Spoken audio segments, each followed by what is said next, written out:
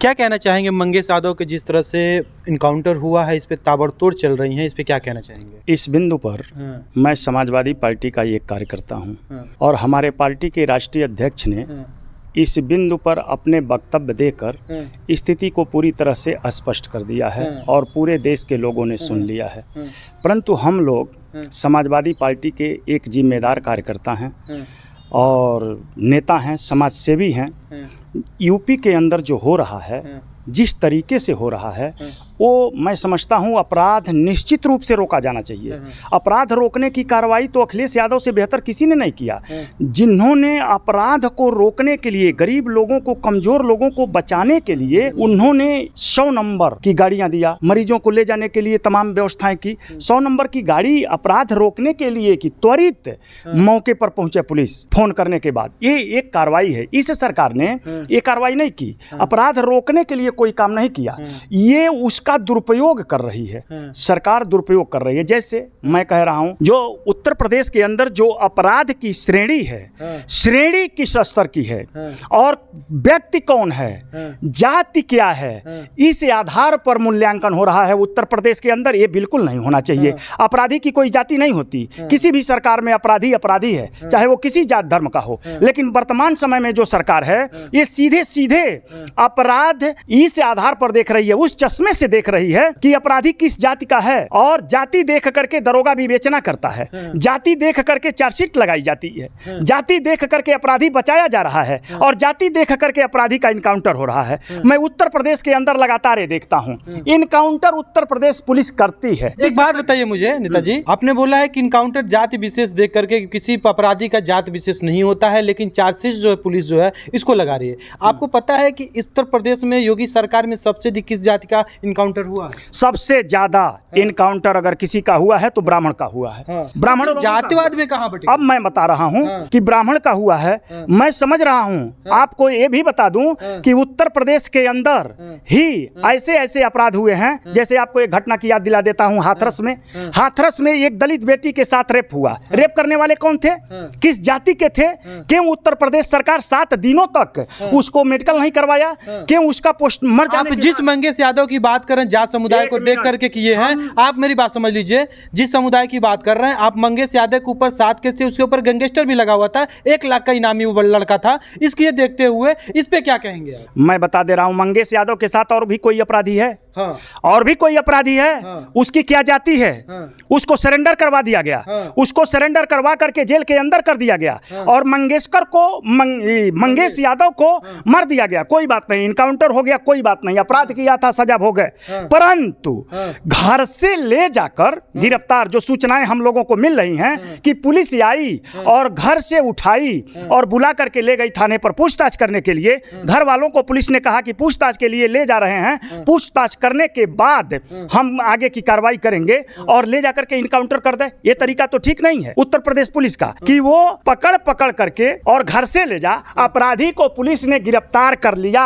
और आप भूल रहे हैं कि 1 लाख रुपए का इनामी लड़का। इनाम तो सरकार फिक्स करती है ना, इनाम तो सरकार ही फिक्स करती है ना। लेकिन उन अपराधियों पर इनाम फिक्स नहीं होता जो विपिन सिंह पर कितना इनाम है, जो इस केस में मुख्य आरोपी है, उसके ऊपर भी उतना ही है। लेकिन उसको तो हाजिर करा लिया गया। कोई दूसरा होता तो साबरमती से लेकर के और इलाहाबाद लाया जाता और रास्ते में पुलिस कस्टडी में ठोकवा दिया जाता। लेकिन विपिन सिंह है, इसलिए विपिन सिंह के साथ ऐसी कार्रवाई नहीं होगी।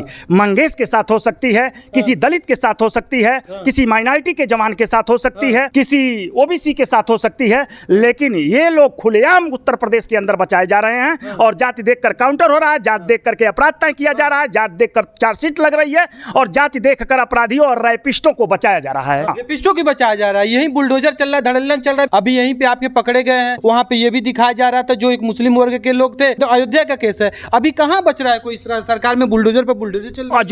अयोध्या के अंदर जो बुलडोजर चलाया गया, क्या वो जायज था? बुलडोजर जायज है? क्या ये जायज है? एक दलित बेटी के साथ अगर रेप कर दे रहा है कोई, एक बुढ़ा आदमी, क्या ये जायज आपको देखने में जायज? 1 मिनट नहीं, बिल्कुल जायज नहीं है। लेकिन उसकी जांच करने के बाद बुलडोजर चलना चाहिए और बुलडोजर चलाने का अधिकार सरकार का नहीं। अवैध कब्जे थे, वो अवैध कब्जा था, वो अवैध जगह। 1 मिनट, अवैध कब्जा रहा होगा तो अवैध की कार्रवाई करने के लिए धाराएं बनी है, 122B के तहत कार्रवाई होती है और मुकदमे चलते हैं, मजिस्ट्रेट गिराने का आदेश करता है, उसके बाद बुलडोजर चलता है और घर गिराए जाते हैं। क्या हमारे देश में संविधान नहीं है? क्या हमारे देश में अदालतें नहीं हैं? क्या मेरे देश में मजिस्ट्रेट नहीं है? सरकार ये निर्णय लेगी कि बुलडोजर कौन कब चलेगा और कौन चलाएगा?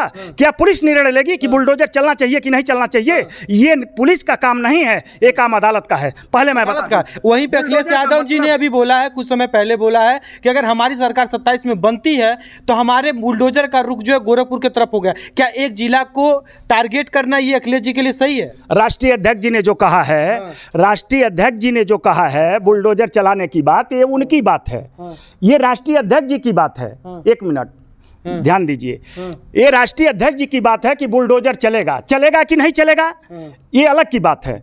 एक मिनट, चलेगा कि नहीं चलेगा ये अलग की बात है, लेकिन वर्तमान समय में बुलडोजर चल रहा है और बुलडोजर चलाने का मतलब होता है तानाशाही विचारधारा, हिटलरवादी विचारधारा, जो संविधान में, कानून में, अदालत में विश्वास नहीं है। हम तानाशाही करेंगे, हम मन मर्जी करेंगे, हम मन की बात करेंगे, हम संविधान की बात नहीं करेंगे और मन की बात करते करते मनमानी करेंगे। जिनके घर पर मन करेगा बुलडोजर चलाएंगे और जिनके घर पर मन करेगा अमृत वर्षा करेंगे, फूल वर्षा करेंगे।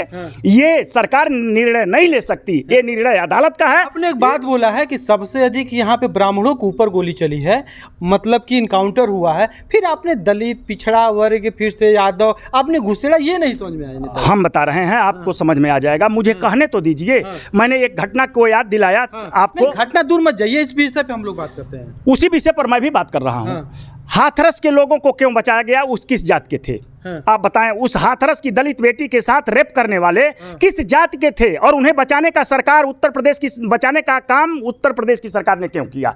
क्यों बचाया गया? क्यों कई दिनों तक? देखिए, रेप का सबूत 48 घंटे के बाद नहीं मिलता है और सरकार ने वो है 48 घंटा ही नहीं, कई दिनों तक देर करने के बाद उसका मेडिकल रिपोर्ट करवाया था लड़की का, और डॉक्टरों ने कहा कि कोई ऐसा सबूत नहीं मिलता। ऐसा सबूत नहीं मिलता तो आपने मेडिकल करवाया, उसका पोस्टमार्टम करवाया। पोस्टमार्टम करने के बाद उसकी लाश, एनकाउंटर होने के बाद अपराधियों की लाश परिजनों को दे दी जाती है, लेकिन उस बेटी की लाश उसके परिजनों को नहीं दी गई। किनको बचाना चाहती थी सरकार? वो रेपिस्ट किस जात के थे? इस तरह से पूरे उत्तर प्रदेश के अंदर जाति देख के अपराध की श्रेणी बनाई जा रही है और उनकी चार्जशीट लगाई जा रही है और उनकी विवेचना की जा रही है। ऐसा ही देख देख करके इनकाउंटर हो रहे हैं। और एक बात बहुत मजाकिया लहजा है, समझ लीजिए कि Uttar Pradesh police counter specialist है।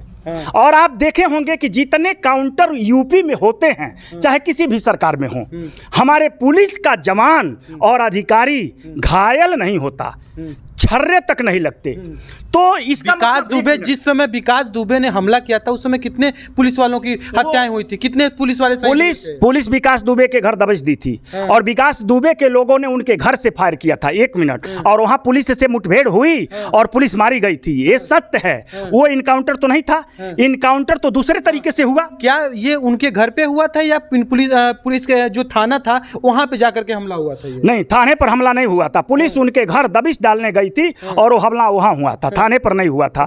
और उनके आत्मसमर्पण कर लेने के बाद मध्य प्रदेश से उत्तर प्रदेश पुलिस रिमांड पर ली और लेकर के आ रही थी। रास्ते में जिस तरीके से इनकाउंटर हुआ पूरे देश के लोगों ने देखा। खैर छोड़िए, मैं अपराधियों का बचाव करने के लिए नहीं यहाँ खड़ा हूँ, मैं अपराधियों से किस तरह से निपटा जाए उसके तरीके पर प्रकाश डाल रहा हूं कि यह तरीका ठीक नहीं है। काउंटर स्पेशलिस्ट है, मुठभेड़ में अपराधी को कैसे मारना है, मुठभेड़ कैसे करना है, इनसे बेहतर, यूपी पुलिस से बेहतर तो शायद देश की सीआरपी और सेना भी नहीं जानती।